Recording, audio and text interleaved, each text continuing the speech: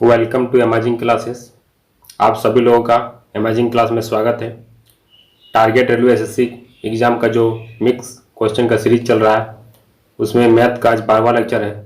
इससे पहले मैं 11 लेक्चर ऑलरेडी अपलोड कर चुका हूं और रीजनिंग का 14 लेक्चर ऑलरेडी अपलोड कर चुका हूं। अगर अभी तक आपने उस वीडियो को नहीं देखा है तो उस वीडियो को जाके देखें और कंसेप्ट को सीखें, किस तरह से क्वेश्चन को सॉल्व करते हैं कम समय में। आज का जो टॉपिक है प्रॉफिट एंड लॉस और नंबर सिस्टम के कुछ क्वेश्चन को डिस्कस करेंगे। और अगर अभी तक आपने चैनल को सब्सक्राइब नहीं किया तो सब्सक्राइब कर दें और बेल आइकन भी दबा दें ताकि आने वाले वीडियो का नोटिफिकेशन आप तक पहुंच जाएगा। चलिए तो वीडियो को स्टार्ट करते हैं। चलिए question number 1, find the product of all the factor of 360। 360 के सभी गुणनखंडों का गुणन क्या होगा। सबसे पहले क्या करेंगे, 360 को फैक्टराइज करेंगे। 360 को फैक्टराइज करेंगे तो क्या हो जाएगा, 3 का स्क्वायर इंटू 2 का क्यूब इंटू 5 की पावर 1। इस तरह इसका फैक्टराइजेशन हो गया। तो total find the total factor, सबसे पहले टोटल फैक्टर निकालेंगे। तो टोटल फैक्टर निकालने का क्या होता है, जब भी इस तरह का प्रोडक्ट पूछेगा तो प्रोडक्ट ऑफ ऑल फैक्टर का मतलब क्या होता है, इसका फॉर्मूला होता है कि जब भी हमको प्रोडक्ट निकालना पड़ेगा तो क्या करेंगे, जो नंबर दिया है 360 डिवाइडेड बाय इतना 360 की power total factor divided by 2। तो जब भी इससे पहले लेक्चर में बताया था कि टोटल फैक्टर कैसे निकालते हैं, जो पावर है पावर का +1 कर दो इंटू मल्टीप्लीकेशन, फिर 2 का पावर 3 आएंगे 3 + 1, फिर 1 का 1 5 का पावर 1 है कि 1 + 1 यानी क्या होगा 3 इंटू 4 इंटू 2 यानी कितना हो गया 24।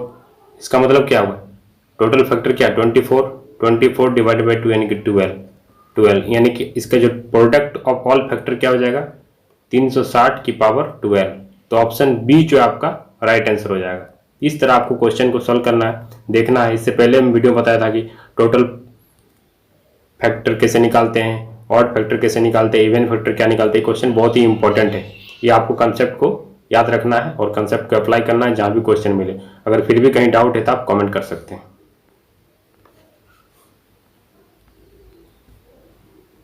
चलिए क्वेश्चन नंबर 2, कोई एक नंबर दिया हुआ है डिविजिबल बाय 3 और 11 बोथ। कोई भी नंबर है तो जो 3 से डिविजिबल होगा तो इसका मतलब क्या है, ठीक है। तो 3 से डिविजिबल होने के लिए कि सम 3 से डिविजिबल का मतलब क्या होता है कि उसका जो सम होता है 3 से डिविजिबल होना चाहिए। 11 से डिविजिबल का मैंने इससे पहले मैंने कंसेप्ट बताया था कि sum of odd number, sum of odd place minus sum of even place. अगर 0 से 0 आए या तो 11 से डिविजिबल, उसका मतलब क्या होगा, वो नंबर जो होगा 11 से डिविजिबल होगा। चलिए सबसे पहले क्या करते हैं, 7 4 7 6 डबल स्टार स्टार 0, ठीक है। तो स्टार की जगह में क्या क्या होगा, सबसे पहले क्या करेंगे, सम करते हैं। तो सम करेंगे तो कितना हो जाएगा, देखिए तो 4 और 7 बोला, ठीक है। तो हम क्या कर सकते हैं, देखिए 2 स्टार की जगह में हम क्या क्या ले सकते हैं। 2 स्टार की जगह में ऑप्शन क्या दिया, 4 7 7 और 5 और 8 और 5, ये 3 ऑप्शन दिया हुआ। इसको अगर ऐड करेंगे तो क्या हो जाएगा, इसको जब ऐड करेंगे तो कितना हो जाएगा, 6 5 13 और 4 17 यानी कि 17 हो रहा है, यानी कि 17 हो रहा है। 17 प्लस अगर हम 11 करेंगे तो कितना हो जाएगा 28। ये तो 3 से डिविजन नहीं होगा, मतलब ये तो कैंसिल हो गया, ठीक है। उसके बाद 17 प्लस 7 5 12 कितना हो जाएगा 29, ये भी 3 से डिविजन नहीं होगा। और 17 प्लस 13 यानी कितना 30, ये 3 से डिविजन हो जाएगा। इसका मतलब 8 और 5 तो मेरा सेटिस्फाई हो रहा है, ये दोनों सेटिस्फाई नहीं हो रहा है, यानी कि ऑप्शन ए और ऑप्शन बी तो 3 से डिविजन से कैंसिल हो गया। अगर मान लीजिए इसको हम 8 और 5 लेते हैं, 4 7 6 8 5 और 0, ठीक है। तो जब 11 से डिविजन करना है तो क्या करेंगे, सबसे पहले इसको तीनों को सम करेंगे। कितना हो गया 11 और 4 कितना हो गया 15, ठीक है। माइनस ये दोनों का सम कितना हो जाएगा 8 7 15 0 यानी कि 15 यानी कि 0, यानी कि 0 आ रहा है। इसका मतलब क्या है 11 से डिविजल है। इसका मतलब ये दोनों स्टार की जगह में 8 और 5 लेंगे तो 11 से डिविजल हो जाएगा और 3 से ऑलरेडी हम पहले चेक कर चुके हैं। तो ऑप्शन सी जो है आपका राइट आंसर हो जाएगा, ऑप्शन सी आपका राइट आंसर हो जाएगा। चलिए next question, question number 3, how many of the following numbers are divisible by 3 but not by 9। तो जब भी कोई भी नंबर आएगा 3 से डिविजिबल, इसका मतलब क्या सम डिविजिबल होना चाहिए 9 से भी, और अगर 3 से डिविजिबल है तो सम जो होगा वो 3 से डिविजिबल होना चाहिए। 9 का भी सेम केस होता है, डिविजिबल होगा 9 होगा। तो देखिए सबसे पहले क्या करते हैं, इसको देखते हैं। तो कितना हो गया 6 3 9, ये तो 9 हो रहा है, ठीक है, पहला तो 9 हो रहा है, इसको जोड़ेंगे कितना होगा 6 12 हो रहा है, इसको जोड़ेंगे कितना हो गया 8 7 15 3 18, ठीक है, ये कितना होगा 4 5 9, ये कितना हो जाएगा 4 4 8 8 6 14 14 और 7 23 सॉरी 10 और 11 21 21 हो जाएगा, इसको जोड़ेंगे तो 12 हो जाएगा, इसको जोड़ेंगे कितना हो जाएगा 18 हो जाएगा, इसको जोड़ेंगे कितना हो जाएगा 7 14 7 21 21 हो जाएगा, इसको जोड़ेंगे कितना हो गया 9 6 15, देखिए 9 6 15 10 5 15 और ये कितना हो गया 7 और 9 कितना होगा 16 16 17 18 19 20 24, ठीक है। तो 9 से डिविजल नहीं होना चाहिए, इसका मतलब क्या 9 से डिविजल ये हो जा रहा है, इसको कैंसिल करो, ये भी 9 से डिविजल है, इसको भी कैंसिल करो, ये भी 9 से डिविजल, इसको भी कैंसिल करो, ये भी 9 से डिविजल हो जा रहा है, ठीक है। बाकी कोई भी नंबर जो है 9 से डिविजल नहीं होगा। 12 जो 3 से डिविजल होगा, 21 3 से डिविजल होगा, 12 3 से डिविजल होगा, 21 3 से डिविजल होगा, 15 भी, तो कितना हो गया एक नंबर 2 3 4 5 6, तो 6 नंबर ऐसा है जो सिर्फ 3 से डिविजल होगा, 9 से डिविजल नहीं होगा। तो ऑप्शन 3 का जो बी है आपका राइट आंसर हो जाएगा।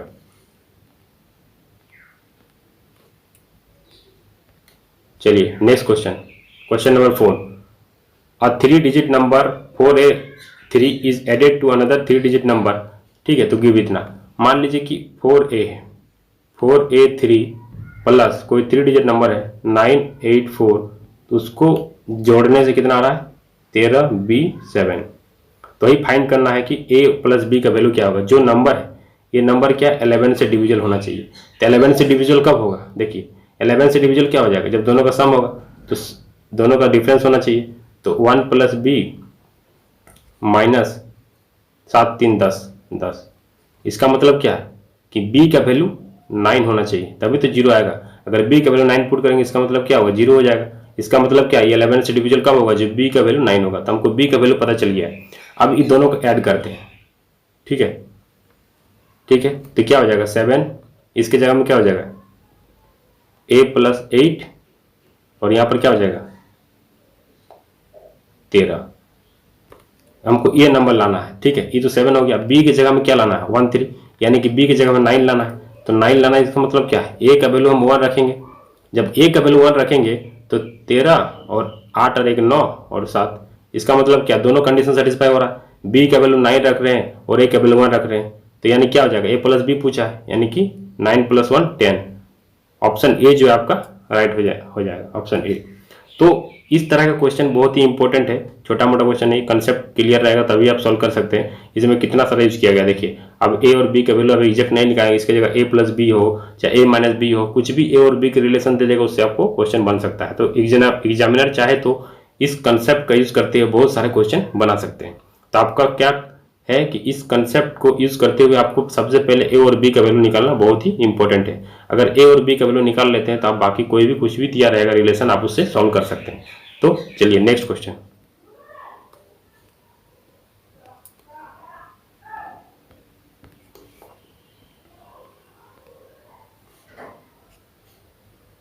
चलिए question number 5, find the cost price of article which is sold at rupees इतना एट ए लॉस ऑफ 37.5, मैंने रुपीज 750 में अगर 37.5% की हानि पर बेची गई किसी वस्तु का क्रय मूल्य क्या होगा, मतलब हमको कॉस्ट प्राइस निकालना है। तो सबसे पहले हमको पता होना चाहिए कि 37.5 जो होता है 37.5 जो होता है उसको हम लिख सकते हैं फ्रैक्शन में कितना, तो 37 जैसे मान लीजिए 37.5 परसेंटेज है तो बाई 100 और एक जीरो इधर से बढ़ गया, ठीक है, इसको हम कट करेंगे 5 से, तो 5 7 जा 35 और 5 5 जा 200, इधर से 25 दिया और 8, इसका मतलब क्या, इसका फ्रैक्शन में आपको याद रखना पड़ेगा कितना होता है 3/8, ठीक है। तो आपको ये चीज़ याद रखना पड़ेगा कि फ्रैक्शन 37.5 जो होता है उसका वैल्यू जो होता है 3.8 होता है। आप क्वेश्चन प्रैक्टिस कीजिएगा तो आपको याद रहना चाहिए। अगर इस तरह अगर याद रहेगा आपको 3/8 एग्जैक्ट अगर आपको याद रहेगा पहले से ही कुछ परसेंटेज का वैल्यू आपको याद रखना होगा, अगर उस तरह आपको वैल्यू याद रहेगा तब आसानी से रेशियो मेथड से यूज करते हुए आप क्वेश्चन को सॉल्व कर सकते हैं। देखिए इसका मतलब क्या, ये जो है ये क्या सीपी है, तो सीपी जो है सीपी कॉस्ट प्राइस और ये क्या है सेलिंग प्राइस, ठीक है। तो कॉस्ट प्राइस कितना 8 है, हमको लॉस हो रहा है 3 का, यानी कि 8 में 3 गया तो 5 हो गया। फिर यहाँ पर क्वेश्चन में दिया है कि सॉल्ट कर रहा है, यानी कि 5 रेशियो बराबर 750 है। तो 1 रेशियो बराबर कितना हो जाएगा, 5 का 5, 5 5 25, यानी कि 1 रेशियो बराबर 150 हो जा रहा है। तो मेरा कॉस्ट प्राइस कितना हो जाएगा, 150 गुना 8, 150 गुना 8 कर देंगे तो हो जाएगा मेरा कॉस्ट प्राइस। तो 15 0 8 5 40 8 4 12, यानी कि 1200 जो होगा आपका कॉस्ट प्राइस हो जाएगा, 1200 आपका कॉस्ट प्राइस हो जाएगा। तो 5 का ऑप्शन ए जो आपका राइट आंसर हो जाएगा। तो आपको क्या याद रखना है, आपको सबसे पहले इस क्वेश्चन को बनाने से पहले आपको क्या याद रखना है कि आप कोई भी परसेंटेज अगर दिया है प्रॉफिट एंड लॉस में, कोई भी परसेंटेज दिया है तो उस परसेंटेज को आपको फ्रैक्शन में लिखना होगा। फ्रैक्शन में लिखा होगा तो नीचे हमेशा कॉस्ट प्राइस होता है, प्रॉफिट हो रहा है लॉस हो रहा है, उसके आंसर सेलिंग प्राइस लिख दीजिए और सेलिंग प्राइस को इक्वेट कर दीजिए, एक रेशियो का वैल्यू निकाल लीजिए और कॉस्ट प्राइस निकाल लीजिए। चलिए नेक्स्ट क्वेश्चन। क्वेश्चन नंबर 6 क्या बोल रहा है कि एक आदमी 1 रुपया में 4 की दर से कुछ पेंसिल खरीदता है और उतनी ही पेंसिल 1 रुपया में 5 की दर से खरीदता है। यदि वह सभी पेंसिल को 2 रुपया में 9 की दर से बेचता है तो उसे कुल 20 रुपया की हानि होती है। तो कुल वस्तु की संख्या बताइए। ठीक है, तो सबसे पहले क्या करना है, जैसे मान लीजिए कि 1 रुपया में, अगर 1 रुपया में वो 4 पेंसिल खरीदता है और वही अगर 1 रुपया में वो 5 पेंसिल खरीदता है तो ये क्या हुआ, कॉस्ट प्राइस हो गया। ठीक है, और सेलिंग प्राइस की बात करें तो क्या कर रहा है कि 2 रुपया में वो 9 पेंसिल खरीद रहा है। ठीक है, तो इस तरह का क्वेश्चन आपको जब भी कहीं मिलेगा तो क्या करना है, सबसे पहले ऐसा नंबर लीजिए जो सबसे डिविजल हो। तो टोटल पेंसिल मान लेते हैं हम 180 है, 180 क्योंकि सब 4 से भी डिविजल हो जाएगा, 5 से भी डिविजल हो जाएगा, 9 से भी होगा। तो ठीक है, तो 4 से अगर डिविजल करेंगे इसका मतलब क्या है, 4 यानी कि 4 का 4, 4 5 4 4 16 4 5 20, यानी कि 45 रुपया में वो 180 पेंसिल खरीद रहा है, पहला वाला। ठीक है, दूसरा वाला केस करेंगे तो 36 रुपया में, अब इसको अगर 180 को अगर हम 5 से डिवाइड करेंगे तो 36 हो जाएगा, यानी कि 36 रुपये में 180 पेंसिल खरीद रहा है। ये क्या हो गया, आपका कॉस्ट प्राइस हो गया। टोटल कॉस्ट प्राइस कितना हो जाएगा, तो टोटल कॉस्ट प्राइस जो है वो कितना हो गया, 81। और सेलिंग प्राइस की बात करें तो 9 है, यानी कि 180 को अगर हम 9 से डिवाइड करेंगे तो यानी कि 20 हो जाएगा। तो 20 हो गया, यानी कि सेलिंग प्राइस का कंसेप्ट होता है। कॉस्ट प्राइस तो 81 हो गया, क्योंकि 1 रुपया में जब 4 पेंसिल खरीद रहा है और 1 रुपया में 5 पेंसिल खरीद रहा है सेम क्वांटिटी का, तो 180 टोटल माने तो इससे क्या हो गया कि 45 रुपया में 180 खरीद रहा है और 36 रुपया में खरीद। तो उसी तरह क्या होगा कि 180 पेंसिल, तो 180 पेंसिल अगर खरीदेगा तो 40 रुपया लगेगा, 20 है तो 2 रुपये पर डर से तो 40 रुपया, तो 40 40 80, यानी कि 360 पेंसिल खरीदेगा, 360 पेंसिल बेचेगा वो 80 रुपया में बेच रहा है, उसका सेलिंग प्राइस 80 रुपया हो गया। लेकिन 360 जो पेंसिल है वो 81 रुपया में खरीद रहा है लेकिन 80 रुपये में बेच रहा है, तो क्या 1 रुपया का लॉस हो रहा है, तो 1/81 हो जाएगा।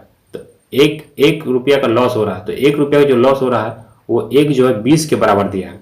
तो पूछा क्या आपको कि टोटल नंबर ऑफ आर्टिकल कितना हो जाएगा, तो टोटल नंबर ऑफ आर्टिकल कितना हो गया मेरे 360 है, इसको 20 से गुना कर देंगे तो 7200 हो जाएगा। तो 7200 क्या होगा आपका टोटल नंबर ऑफ पेंसिल हो जाएगा। तो ऑप्शन बी जो आपका राइट आंसर हो जाएगा। चलिए, एक कपड़ा व्यापारी खरीदते समय 1 मीटर के स्थान पर 125 सेंटीमीटर, मतलब कि 1 मीटर बराबर 100 सेंटीमीटर होता है, लेकिन उसमें भी उसको 25% का प्रॉफिट हो रहा है। तो 25% का मतलब 1/4 यानी प्रॉफिट हो रहा है, यानी कि 4 से 5 जा रहा है। ठीक है, क्योंकि इसको 25% में उसको 1 मीटर का कपड़ा खरीदना था लेकिन वो 125 सेंटीमीटर, मतलब 100 मीटर की जगह में 125 सेंटीमीटर खरीद लेता है।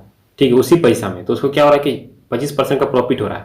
तो 1/4 25% का होता है, 4 से 5 हो गया। ठीक है, फिर बोलता है कि 1 मीटर की जगह पे वो 80 सेंटीमीटर बेचता है, तो 80 सेंटीमीटर बेच रहा है, इसका मतलब उसमें 20% का प्रॉफिट हो रहा है। तो 20% का प्रॉफिट हो रहा है, तो यहाँ भी सेम केस 4 से 5, इसमें भी तो 20% का प्रॉफिट हो रहा है ना, उसमें भी 1 सेंटीमीटर मान 1 मीटर 100 सेंटीमीटर 1 मीटर का वो दाम ले रहा है, लेकिन उसमें भी उसके जगह में वो 80 सेंटीमीटर नापता है, उसमें भी उसको 20 सेंटीमीटर का फायदा हो रहा है, यानी कि उसमें भी उसको 25% का फायदा हो रहा है।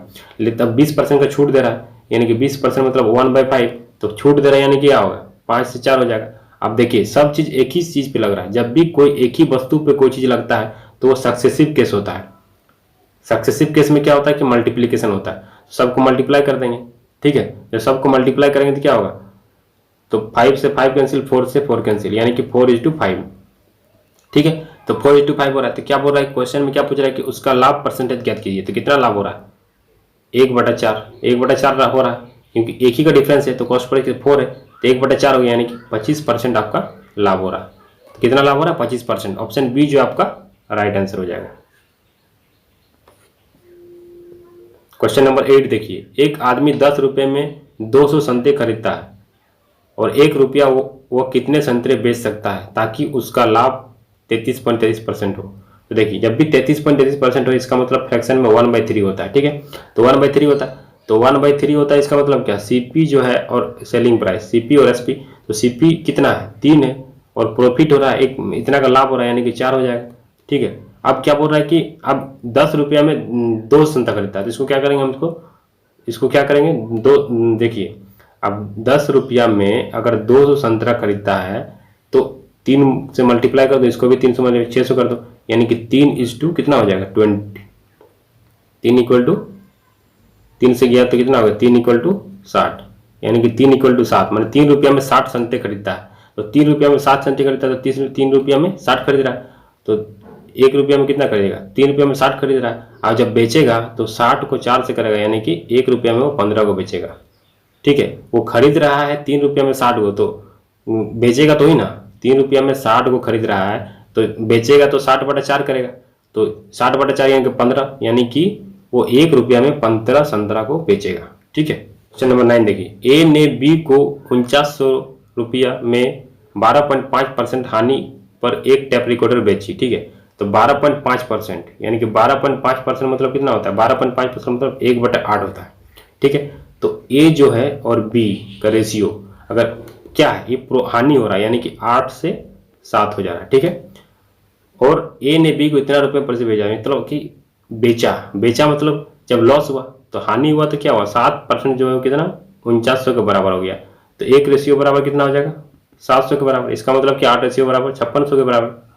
ठीक है, फिर बोलता है कि आगे देखिए, बी ने सी को टेप रिकॉर्डर उसी कीमत पर बेची तो ए को 14.28% का लाभ होता है, तो 14.28 मतलब कितना 1/7, 1/7, 1/7 लाभ हो रहा है, यानी क्या हुआ जो 1/7 और लाभ हो रहा है तो 7 से आध गया। ठीक है, तो ए को लाभ हो रहा है, तो ए को जो लाभ हो रहा है कि 8% बराबर 7 के बराबर हो जाएगा। जो देखिए जो ई है 8, अब निकालना किसका है, तो लाभ होता है तो बी का प्रतिशत ज्ञात कीजिए, तो बी का प्रतिशत क्या होगा, देखिए 7 रेशियो, अब ए का जो रेशियो है क्या है 7 और 8 है, तो ई जो ई वाला रेशियो जो है 7-8 के बराबर हो जाएगा, मतलब एक रेशियो बराबर 800 हो जाएगा। ठीक है, 800 हो जाएगा, तो इसका निकालना है किसका, बी का, तो ये क्या है बी है, तो 8 बराबर 8, एक रेशियो बराबर 800 है, तो 8 रेशियो बराबर 6400। ठीक है, अब क्या बोल रहा है कि बी का प्रतिशत कितना लाभ होगा, तो बी कितना है, बी 4900 इधर है और इधर 64, कितना का डिफरेंस है, यानी कि 1400 और एक 1500, तो 1500 का डिफरेंस है, तो 1500/4900, तो 100 से 100% लेंगे तो कट जाएगा, यानी कि 1500/49% आपका आंसर हो जाएगा। ऑप्शन सी जो आपका राइट आंसर हो जाएगा। 5600 के बराबर हो गया, 7 क्या हो गया 5600 के बराबर हो गया, 7 जो है क्या 5600 के बराबर हो गया, तो 7 जो है वो 5600 के बराबर हो गया, तो एक रेशियो बराबर 800 हो जाएगा, तो 8 रेशियो बराबर 6400 हो जाएगा। तो पूछा है कि बी को कितना लाभ हुआ, तो बी को 4900 यहाँ पर सेलिंग किया था और बाद में इतना में सेलिंग किया, तो उसको। क्वेश्चन नंबर 10 देखिए, जब 352 को 2A1 में जोड़ा जाता है तो परिणाम 5B3 प्राप्त होता है, तो 5B3 3 से विभाज्य है, ए का अधिकतम संभावित मान कितना होगा। ठीक है, तो ए का वैल्यू क्या पॉसिबल हो सकता है, ठीक है, तो 352 plus 2A1 equal to 5B3। ठीक है, ये क्या 3 से डिविजन होना चाहिए, 3 से डिविजन क्या होना चाहिए, इसका मतलब सम जो होगा 3 से डिविजन होना चाहिए, तो 8 प्लस बी हो रहा है। ठीक है, इसका मतलब क्या लार्जेस्ट पॉसिबल क्या हो जाएगा, 3 से डिविजन करने के लिए बी का वैल्यू 1 हो सकता है। ठीक है, बी का वैल्यू 1 हो सकता है, बी का वैल्यू 4 हो सकता है, बी का वैल्यू 7 हो सकता है, और तो नहीं हो सकता है। अब इसका मतलब क्या 513 हो सकता है, 543 हो सकता है और 573 हो सकता है। ये तीनों नंबर हो सकता है जो 3 से डिविजिबल है, बी के जगह में इतना ये नंबर पॉसिबल है, बी की जगह 1 हो सकता है, 4 हो सकता है, 7 हो सकता है। ठीक है, अब इसको जोड़ते हैं 2A + 1 यानी क्या हो गया 3, इधर कितना हो जाएगा 5, इसका मतलब यहाँ पर जो होगा वो क्या हो जाएगा 5 + E। ठीक है, तो ए का मैक्सिमम वैल्यू लेना, लार्जेस्ट पॉसिबल वैल्यू ऑफ ए का लार्जेस्ट पॉसिबल वैल्यू क्या हो सकता है, तो बी की जगह में हमको क्या चाहिए, देखिए लार्जेस्ट पॉसिबल वैल्यू क्या हो सकता है 7 हो रहा है, तो यहाँ पर क्या होना चाहिए 7 होना चाहिए, यहाँ पर 7 होना चाहिए लार्जेस्ट पॉसिबल वैल्यू। तो लार्जेस्ट पॉसिबल वैल्यू कब 7 होगा, जब, अब देखिए अगर 7 होगा यानी डिविजिबल हो जाएगा, इसका मतलब ये नंबर आ रहा है, तो लार्जेस्ट वैल्यू क्या हो जाएगा। तो अगर 2 लिखेंगे इसमें तो क्या 7 हो जाएगा, 2 लिखेंगे, 5 पहले से ही है, तो 5 + 2 = 7, यानी कि लार्जेस्ट वैल्यू जो है ए का 2 होगा तभी ये केस पॉसिबल होगा। तो लार्जेस्ट पॉसिबल वैल्यू पे ऑप्शन बी जो आपका राइट आंसर हो जाएगा।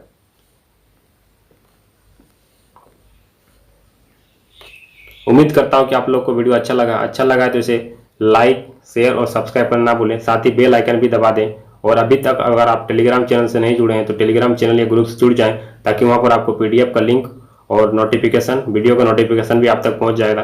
और अगर कहीं प्रॉब्लम है कोई भी क्वेश्चन में, अगर कोई क्वेश्चन आप पूछना चाहते हैं तो उसमें आप व्हाट्सअप कर सकते हैं, इस नंबर पर व्हाट्सअप क्वेश्चन को कर दें, या तो फिर आप कमेंट बॉक्स में कमेंट भी कर सकते हैं। Thank you for watching this video.